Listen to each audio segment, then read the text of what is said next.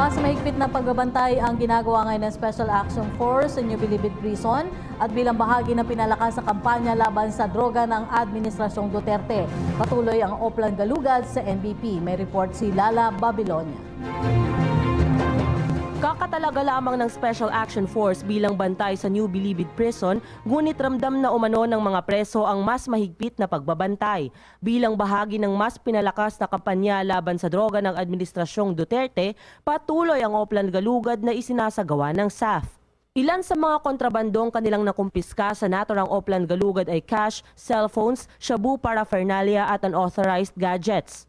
Nasa 49 na cellphone ang nakumpiska sa ikatlong Oplan Galugad sa ilalim ng pamamahala ng SAF sa Bilibid. Kumpiskado ang pera na nagkakahalagang mahigit 900,000 piso at 2 sachet ng shabu naman ang nakuha. Ani SAF Bilibid Battalion Commander na si Superintendent Ledon Monte, minsan ay mismong mga preso na umano ang sumusuko ng kanilang gamit. Gayunpaman, asahan pa rin umano ang sunod-sunod na Oplan Galugad sa Bilibid. Lala Babilonia, PTV News.